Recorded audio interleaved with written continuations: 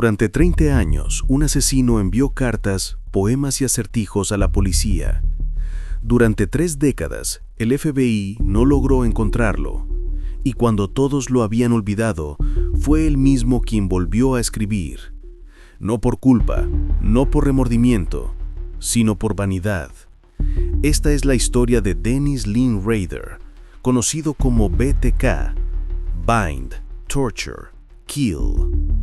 Un hombre que vivió 2 vidas, una pública, correcta y familiar, y otra secreta y meticulosa, donde el control y la arrogancia se convirtieron en su lenguaje.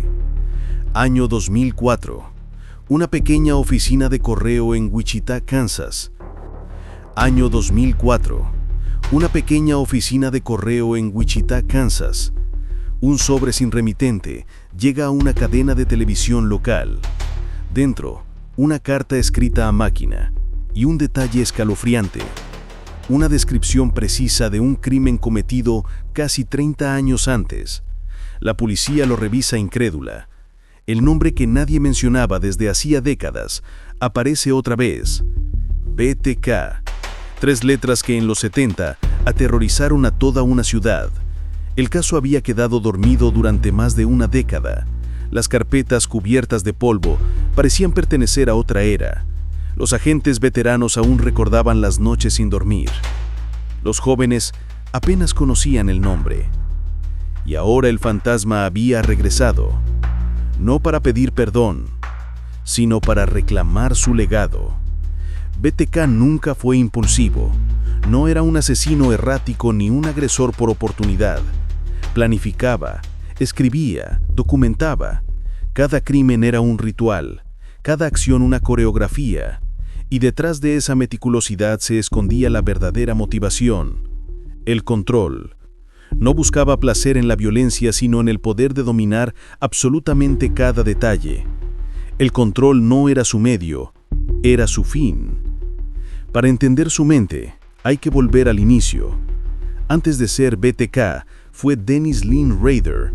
Nació en marzo de 1945 en Wichita, Kansas. Su infancia transcurrió en un entorno ordenado y religioso, pero su mundo interior estaba marcado por el aislamiento y la falta de afecto. Desde niño, mostraba una necesidad casi obsesiva por imponer orden. En casa, en la escuela, en los juegos. Quería controlar las reglas, los resultados, a las personas. Esa necesidad, con el tiempo, se transformaría en su motor más oscuro. De adolescente era reservado, correcto, meticuloso. No causaba problemas, pero tras esa calma había rigidez, una estructura mental inflexible, incapaz de tolerar el caos. Con los años desarrolló una doble identidad emocional, la del hombre correcto que todos ven y la del observador que analiza el mundo desde la distancia. Su invisibilidad social se volvió su refugio y su mejor camuflaje. A los 20 años se unió a la Fuerza Aérea, cumplió su servicio sin incidentes, regresó a Wichita, se casó, formó una familia y consiguió un trabajo estable. Lideraba actividades en su iglesia, supervisaba normas municipales. Era el vecino perfecto, pero esa vida ordenada no lo calmaba, solo contenía algo que crecía en silencio. Una mente que necesitaba poder, aunque fuera solo en fantasía.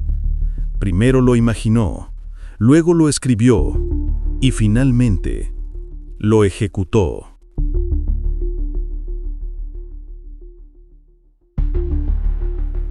Enero de 1974. Una mañana fría, Rader sale de su casa con un propósito que nadie conoce. Durante semanas ha observado a una familia, los Sotero. Anota sus horarios, estudia sus movimientos, prepara cada paso. Ese día, cruza la puerta y el orden cotidiano de un hogar se rompe para siempre. No hay furia, no hay improvisación, solo método. BTK ha nacido. Días después, una carta llega a una cadena de televisión local. Está firmada con 3 letras: Bind, Torture, Kill. Atar, torturar, matar. El asesino no solo quiere actuar, quiere ser reconocido, quiere ser recordado. Sus crímenes no son mensajes de odio, sino declaraciones de identidad. El FBI elabora un perfil. No buscan a un psicópata violento, buscan a alguien ordenado, educado, inteligente, un hombre con una vida normal, un ciudadano ejemplar, alguien como Dennis Rader, pero nadie lo imagina, nadie lo ve. Mientras los agentes buscan un fantasma, él está en su casa viendo las noticias, escuchando cómo intentan descifrar su mente. Durante los años 80, BTK desaparece.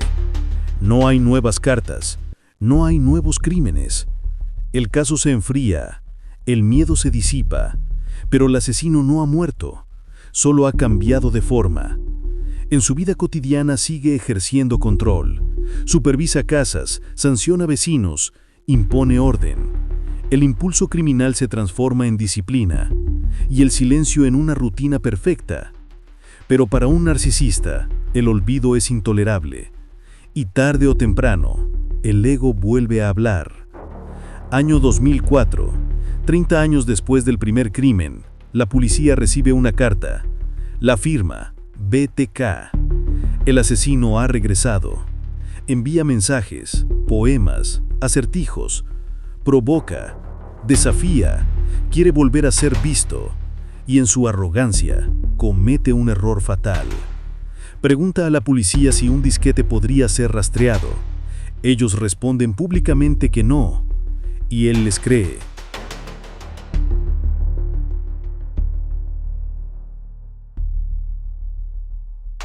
Semanas después envía un disquete morado. En su interior los agentes encuentran un nombre: Iglesia Cristiana Luterana. Usuario: Dennis Rader. El control se había roto. El cazador acababa de dejar su huella.